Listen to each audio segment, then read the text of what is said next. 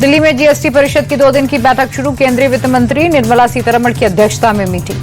दिल्ली में Semicon India में दूसरे दिन भी पहुंचे पीएम मोदी। सेमीकंडक्टर क्षेत्र के जुड़े विशेषज्ञों से बातचीत की। सेमीकंडक्टर से जुड़े उत्पाद और प्रोजेक्ट्स भी देखे।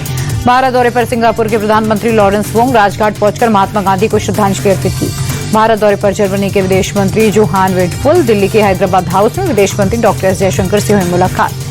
गाली विवाद पर 4 सितंबर को एनडीए ने बुलाया बिहार बंद। सुबह 7 बजे से दोपहर 12 बजे तक प्रदर्शन। महिला मोर्चा संभालेंगी कमान।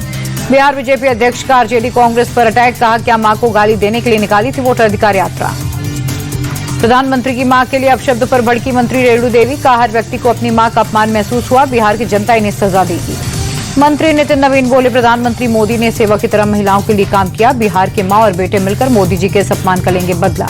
बीजेपी नेता स्मृति ईरानी ने पीएम मोदी की मां के अपमान पर विपक्ष को घेरा। कहा जिसका राजनीति से कोई लेना देना नहीं, उस दिवंगत मां का अपमान आक्रोशित करने वाला। पीएम की मां को गाली पर राज्यपाल आरिफ मोहम्मद खान बोले मर्यादित भाषा हम सबकी जिम्मेदारी है। मर्यादित भाषा से लोकतंत्र की गरिमा गिरती है। आरजेडी नेता रोडी आचार्य बोले किसी की भी मां बहन को गाली देना गलत, लेकिन यही बात बीजेपी पर भी लागू होती है। क्या सोनिया गांधी के अपमान पर किसी ने माफी मांगी? आरजेडी नेता मृत्युंजय तिवारी ने एनडीए को डूबती नैया बताया। कहा कोई इस पर सवार नहीं होना चाहता। ये लोग जनता के दिल को पूरी तरह उतर गए।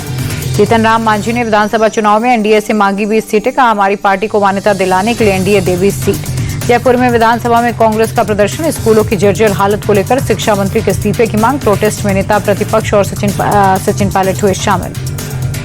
लखनऊ में सपा कार्यकर्ताओं पर लाठीचार्ज। बीजेपी विधायक केतकी सिंह के खिलाफ कर रहे थे प्रदर्शन। अखिलेश पर की थी विवादित टिप्पणी।